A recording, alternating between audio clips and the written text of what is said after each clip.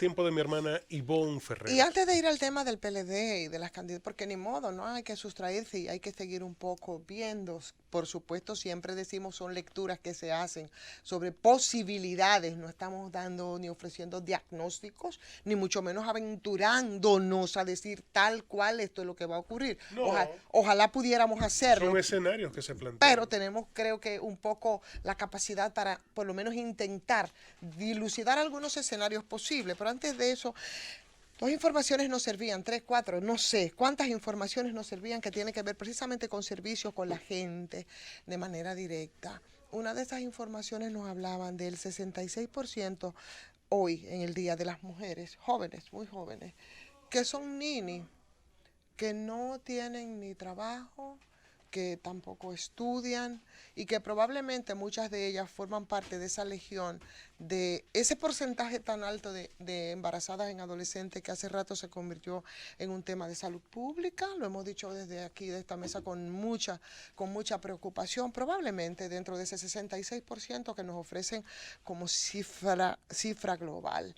A esa cifra nosotros le aumentamos o le adherimos también otras estadísticas no menos preocupantes que en estos días han estado aumentando de los feminicidios, que es otro elemento. Pero ahora Ujú.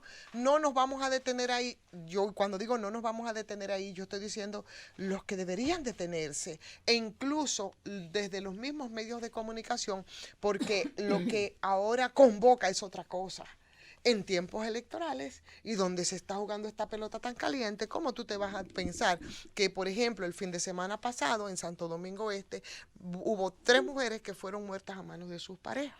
Y que eso es estadística que nosotros venimos manoseando y con mucha preocupación porque no se está haciendo el trabajo que se está haciendo, se debe hacer.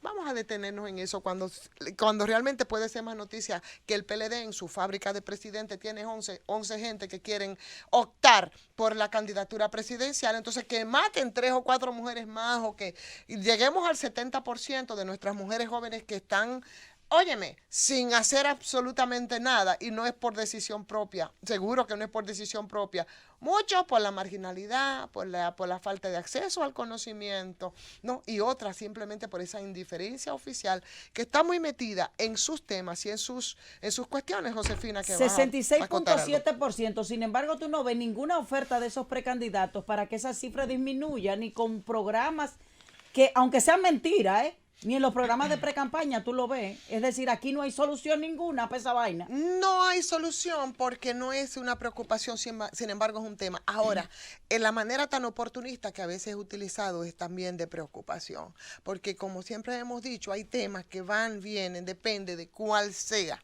¿verdad?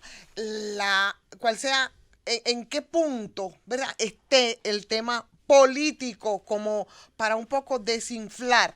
Y ahí sí se le echa manos al tema de los embarazos en adolescentes, al tema de los feminicidios, sin contar con otra cifra que nos arrojan también este fin de semana. Lo hace de manera muy responsable el doctor Jesús Férez Iglesias, de ahí Ujú. desde el litoral del hospital Robert Reed Cabral. Uno de los pocos científicos que tiene la República Y Dominicana. nos cuenta que 30 niños han muerto a consecuencia del dengue, porque el dengue es una realidad también. Pero parece ser que el dengue no es noticia en este momento. El dengue parece que no es noticia. Entonces, de esos 30% de niños y niñas que han muerto a consecuencia del dengue, ahí han sido ingresados a más de 1.000 personas. Eso dice Jesús Férez Iglesias. Pero me pasan también otros datos aquí estadísticos donde nos hablan de que menos del 10% de las denuncias de abuso sexual llega a los tribunales.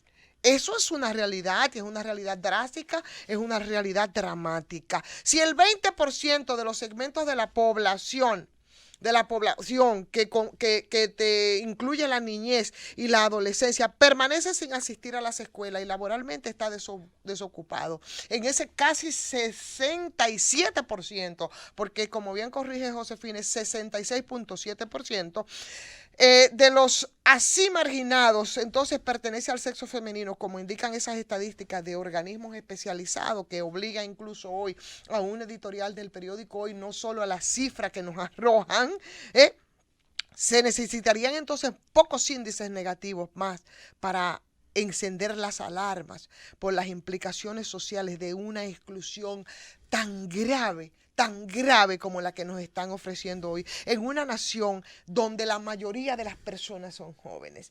Si la mayoría de las personas son jóvenes, y esas son las estadísticas que nos están dando, señores. Hoy en el Día Internacional de la Juventud. 12 de agosto. Precisamente por ser el Día Internacional de la Juventud y por ahí exactamente por donde íbamos. Entonces, estamos hablando de que hay exclusión en la gran mayoría joven y que el 36% entonces sería el que con el que se estaría trabajando de manera adecuada. Estamos hablando de que es casi un 70%. Y vuelvo y repito, en una población que es mayormente joven. Gente que en el comienzo de sus vidas, señores, queda sin avanzar y queda sin esos procesos formativos tan necesarios y con esa exclusión social para entonces integrarse a puestos de trabajo con todas las implicaciones que eso tiene, con los riesgos que eso implica de llegar a la desesperación y a esa gama de modos ilegales para obtener dinero que explican entonces en muchos casos el porqué de ese porcentaje de la población carcelaria que comprende precisamente a esa minoría de edad. Una explicación también a esos dominantes afanes de emigrar. Todo eso tiene que ver porque no hay inversión en esos muchachos y en esas muchachas y por eso se nos obliga en muchas ocasiones a decir que si los niños y que si los adolescentes en este país son el futuro de la patria, señores, la patria de nosotros está en peligro. Ese no es tema ahora mismo para nuestras autoridades. No, estamos muy ocupados en esconder acciones muy cuestionables. Estamos muy ocupados en garantizarnos el poder en muchos casos para ocultar impunidades. Entonces, esa estrecha relación podría hallarse también entre toda esa inercia en la que están sumergidas muchas tiernas existencias femeninas, y las uniones y los matrimonios premativos con una secuela de embarazos precoces que nos tienen hasta el cuello, ahora que vamos a iniciar el año escolar, las deserciones, señores, en los niveles de estudio cuando todavía no se han alcanzado los niveles aceptables de aprendizaje ni de madurez para enfrentar la vida, para enfrentar todos los desafíos, para enfrentar todas esas indiferencias, cuando todavía el rol de la madre le queda grande y cuando ese círculo ese círculo vicioso de la pobreza las tiene todavía en sus garras. De eso estamos nosotros hablando precisamente. Así es, Jesús, en el Día Internacional de la Juventud. Así alcanza ese día a los jóvenes de nuestro país. El Estado y la sociedad, la misma sociedad, tienen que reconocer, señores, que han fracasado. El Estado y la sociedad tienen que reconocer que hay déficits pronunciados profundo en todo el tema, señores, de nuestros jóvenes, en déficit educacional, déficit laboral. Entonces, si se llega a comprender que toda esa cacareada disminución de la pobreza presenta unas lagunas que son terriblemente riesgosas y que esos riesgos impactan terriblemente a nuestros jóvenes, a nuestros adolescentes. Entonces yo creo que nosotros estamos muy mal. Y cuando hablábamos, que fue un tema puesto por algunos de los compañeros sobre esas expresiones que nosotros vimos aquí en un supermercado con grupos de jóvenes, probablemente mediatizado por el consumo de drogas legales e ilegales, pero drogas al fin y al cabo, más que decir que son acciones delincuenciales y que se desbordan y que más si son que no son en los tradicionalmente barrios de pobres que no necesariamente implica que sean de delincuentes, sino en otros sectores, señores, nos confirma precisamente lo que estamos diciendo. Tenemos una sociedad en estado de coma, tenemos una sociedad que debemos revisar. Si con todo este tema que en estos días han puesto en tela de juicio la institucionalidad, en el caso, por ejemplo, de la Dirección Nacional de Control de Drogas, hay un elemento que a nosotros nos queda claro, mucho, al margen de fiscales, al margen de acciones de miembros de la DNCD, comportándose como delincuentes y vendiendo exactamente de esa misma forma la institución a la que ellos pertenecen, porque es difícil tú separar entonces la institución de muchos de sus miembros. Por eso, cuando usted pertenece a una institución, usted tiene que tener un comportamiento correcto y adecuado, porque lo que usted haga se va a reflejar en su institución. Pero hay un elemento que nos ha quedado claro al margen de todo eso, y es que en comunidades como Villa Vázquez, en comunidades, por ejemplo, como mi pueblo, por allá lejos, en ese sur lejano, donde tradicionalmente ha sido comunidades de pobres, pero gente honrada, sanas y buenas, nos damos cuenta, señores, que el tema del microtráfico y el consumo de droga y los puestos de droga